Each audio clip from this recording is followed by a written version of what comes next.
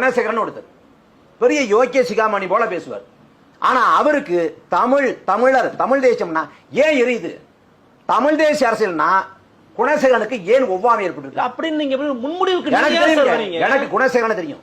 உனக்கு ஏன் தமிழனா எரியுது, தமிழ் தேசிய அரசியல்னா உனக்கு ஏன் பகைமை, பெரியார்னா உனக்கு நாடு நம்பலாம் துடிக்கும். ஆனா தமிழ் தேசிய அரசியல்னா உனக்கு வலிக்குமா? மும்முனை போட்டின்னு சொல்லுவேன், 4 முனை போட்டின்னு சொல்ல மாட்டேன். கேட்ட பகுஜன் சமாஜ் கட்சியும் போட்டி போடுறது இல்ல, ஏன் அதையும் சொல்லு, 5 முனை போட்டின்னு சொல்லு. விஜய் எவ்வளவு விழுக்காடு வாக்களை வாங்குவார்னு யாருக்கும் தெரியும். தேர்தல் முடிவு வந்த பிறகுதான் தெரியும் வாக்கு விழுக்காடு எவ்வளவு வாங்குவார்னு. விஜய் களத்தனை போட்டியே போடல, போட்டி போடாத கட்சி விஜய் கட்சி மும்முனை போட்டின்னு சேர்த்துக்குவேன். நாம் தமிழர் கட்சி 4 பொது தேர்தலை போட்டி போட்டு, இடைத்தேர்தலை போட்டி போட்டு, உள்ளாட்சி தேர்தலை போட்டி போட்டு 8.2 விழுக்காடு வாக்களை பெற்று மாநில கட்சி அங்கீகரிக்கப்பட்டிருக்கு. ஆனா ஊடகத்துல மும்முனை போட்டின்னு போடுவேன், 4 முனை போட்டின்னு சொல்ல மாட்டானா? குணசேகரன் நீ யாரு முதல்ல?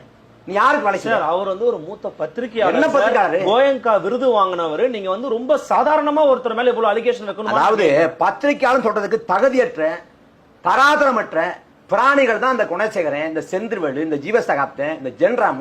நீ யாரு வைக்கிற முதல்ல?